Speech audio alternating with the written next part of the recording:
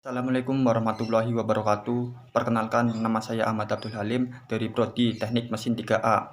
Dalam pertemuan ini saya akan membahas tentang demokrasi Indonesia. Apa itu demokrasi Indonesia? Secara istilah, demokrasi itu berasal dari bahasa Yunani yang berarti demos, rakyat, dan kratos yang berarti kekuasaan. Dan definisi demokrasi itu sebagai negara sistem pemerintahannya dan kedaulatannya itu di tangan rakyat. Konsep demokrasi menurut beberapa pakar, menurut Jimmy Asidik menyatakan bahwa dalam sistem kedaulatan rakyat itu mengaduk makna kekuasaan pemerintahan itu berasal dari rakyat, untuk rakyat, oleh rakyat, dan bersama rakyat. Menurut Henry Bimayo memberikan pengertian mengenai demokrasi sebagai sistem yang menunjukkan bahwa kebijakan umum ditentukan antara mayoritas oleh wakil-wakil dan diselenggarakan dalam suasana terjamin kebebasan politik. Bentuk demokrasi Indonesia secara umum pada penemuan membedakan demokrasi ke dalam dua jenis, demokrasi langsung dan demokrasi tidak langsung. Perkembangan demokrasi di Indonesia dapat dibagi dalam 4 periode. 1. Periode pertama 1945 sampai 1959 membahas tentang masa demokrasi parlementer dan menonjol peranan parlemen serta partai-partai.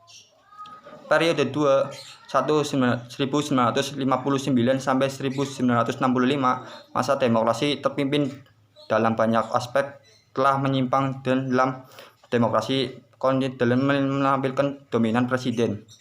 Periode ketiga 1966 sampai 1998 masa demokrasi Pancasila, era Orde Baru yang merupakan demokrasi konstitusional yang menunjukkan sistem presiden. Periode keempat 1900 sampai 99 sampai sekarang masa demokrasi Pancasila, demokrasi konstitusional, era reformasi dengan bakaran pada kekuatan multipartai yang berusaha mengembalikan pertimbangan kekuasaan antar lembaga, antar eksekutif, legislatif, dan yudisial. Dalam Undang-Undang Rakyat Indonesia tahun 1945 tidak menyebutkan kata demokrasi secara eksplisit atau tersurat, akan tetapi nilai-nilai demokrasi termuat dalam batang tubuh pasal UUD Rakyat Indonesia tahun 1945. Secara umum di dalam sistem pemerintahan yang demokratis biasa mengandung unsur-unsur yang paling penting dalam mendasar. 1. Keterlibatan warga dalam perbuatan keputusan politik.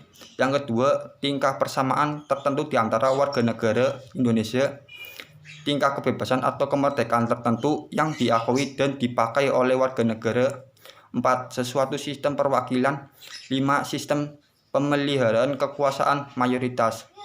Dan struktur ketatanegaraan rakyat Indonesia sebelum berubah Undang-Undang 1945. MPR memiliki 5 MA, TPA, Presiden, DPR, dan BPK. Sekian yang dapat saya sampaikan, semoga bermanfaat, dan apabila ada kata ucapan atau salah mohon dimaafkan. Wassalamualaikum warahmatullahi wabarakatuh.